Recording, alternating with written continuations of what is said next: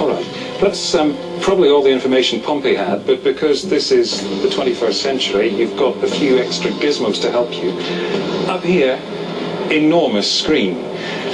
And it's not static. The generals, throughout the battle, can control the screen with the help of our technician here. He'll do as he's told. What would you like him to do? Well, can we first of all go up so we can see better, as high as you can, and then rotate around to the left to see what's going on that way.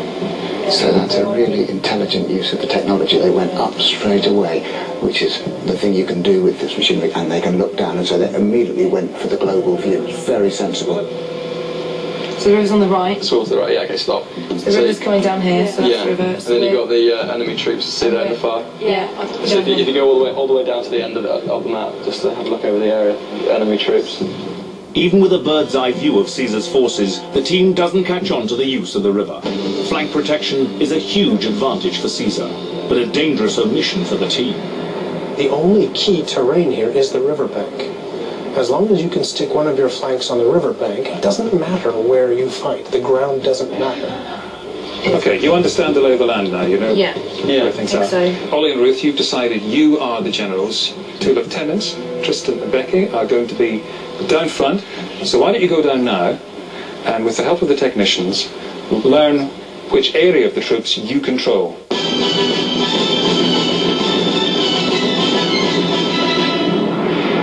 Now that the team knows the main features of the battlefield, they can find out about Pompey's army and the forces they are commanding in battle.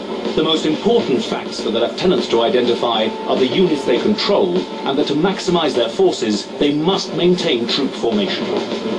I'm not hearing much information coming back yet. Generals, you need to know what's going on. This is your moment. Becky, we'll start with you, because we'll do it at the back first. Becky has control of troops higher up the hill. Most of the heavy infantry fighters and the team's slingers. Pompey's troops may be crap, but at least they're fresh crap. They're relatively fresh, yeah. Okay, we've got on the left, furthest left here, these are the legionary cohorts. They've got spears and shields. Can you see between the 2 blocks, those are the Roman generals? Okay, what are the 2 in the middle that you've got? Okay, the two here, the 2 blocks to the direct right of the generals, they're legionary cohorts as well. What weapons are they? They're the same. Spears and shields are okay. We get a very good image of the pillar here. Yeah. It was a wonderful weapon. It would punch through the shield. The spike's long enough. Hopefully it would actually get the man. The other side of the shield. But whatever, it's stuck in the shield and has disabled the shield.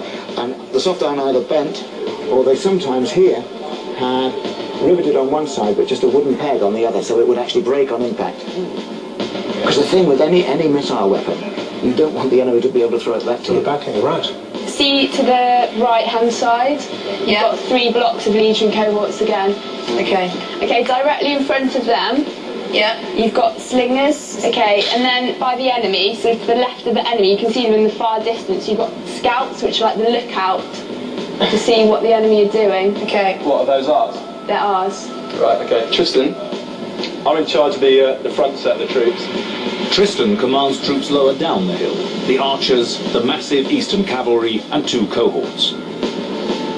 While the lieutenants assess their troops, Ollie and Ruth need to establish who controls which part of the army. This is essential for orders to be given clearly when the fighting starts. Far right at the front, cavalry. 2 blocks of cavalry, moving left again, a set of legionary cohorts, the little group just behind. Yeah. And then just in front of those, we've got archers. Next one across, cavalry. Yeah. Next one across again, cavalry. Yeah. Next one across, archers right at the front. Legionary cohorts behind them. And what's that little group right at the front? The little group right at the front is a group of generals. Okay. All right, you happy? Yeah, I think so. Those are all your troops. Okay, lieutenants, come back up. What information did you glean down there that's going to be useful to the generals in battle? Do you know which ones are our strongest? Detailed scouting is proving to be a weakness. The team has missed some key clues about the strengths of their various units and how best to use the troops. The team's cohorts are undisciplined, but if well commanded, are a formidable fighting force. Only a few months earlier, the same cohorts had already defeated Caesar in a battle at Dyrrhachium. Pompey Pompey's cavalry can be used offensively. At the same battle, it inflicted heavy losses on Caesar's cohorts. The team's archers and slingers are ideal for use early in battle, but they need to be protected against direct attack. Without this information, the team will struggle to position their troops properly on the battlefield. Fortunately, they have one more chance to make the grade in reconnaissance. I am going to give you a little more help. Okay. With some information about key troops, which may prove useful for you. Have a look at your legions. Legionary cohort. Inexperienced but numerous. Vulnerable if formation not maintained. Armed with javelin or sword. What are you learning? Experienced. They've got a lot of arms. They've got swords. They can go heavy javelins. Yeah. Yeah, they're for frontal battle, like just to. Yeah. Heavy javelins, so I take it that means they've got one chuck as well before they go to the sword, so you might well have to sacrifice them somewhere along the line. Pompey's army is a lot bigger than Caesar's, but Pompey knows that his army is crap. Pompey knows that his foot has not worked together. He knows that, with the exception of a couple of legions he's got on his left flank, his legions are not well trained, they're not veterans.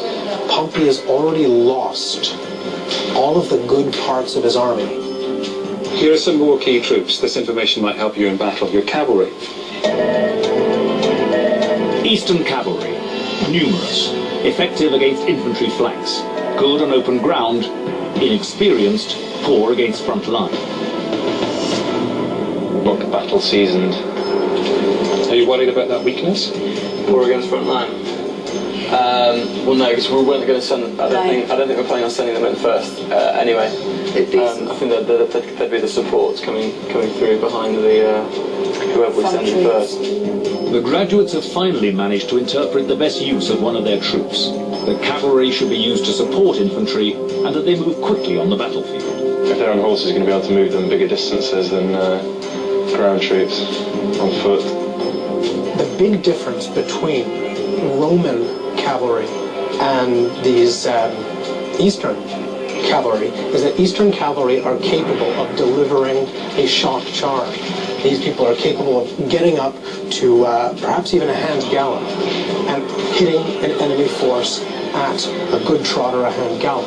They can go flat out gallop. I mean, there's no danger in that. They can go flat out gallop and whack them. Okay, that's as much as you're going to find out, I expect, about your own troops. Anything else you'd like to know before you start battle? What's going on with the enemy? Yeah, you see, I thought that might be something you'd like to know. Yeah.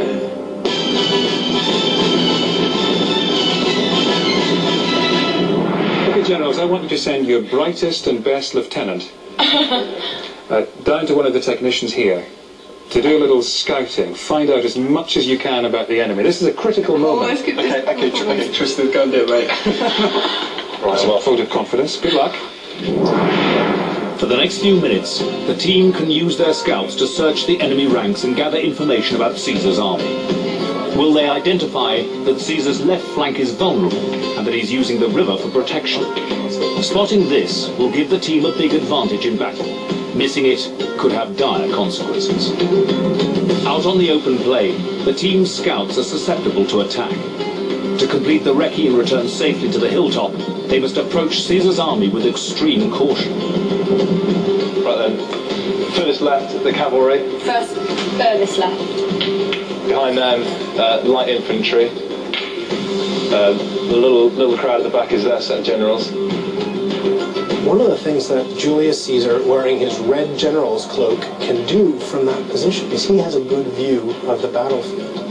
And as Pompey orders himself on the field, Caesar is able to watch him doing it. Next to generals, we've got legionary cohorts. The first four working their way across are all legionary cohorts. So 1, 2, yeah, okay. 1, 2, 3, 4. Caesar has his worst, weakest legions on his left, down by the river, because if they're down by the river, they can't be flanked on the left. And on the right, the 10th, his favourite. His boys, the ones he knows will fight. The The 10th Legion have been with Julius Caesar for a very long time. He knows them, they know him. And Julius Caesar knows that when they go into battle, the 10th will look after itself. So all that front section are all legionary cohorts? Okay. Caesar's cohorts are so hard and disciplined that they can hold off cavalry attacks. They're excellent at maintaining their formation and regrouping after battle. But these cohorts are battle-weary and the weakest part of Caesar's army. Before the scouts have a chance to find this out,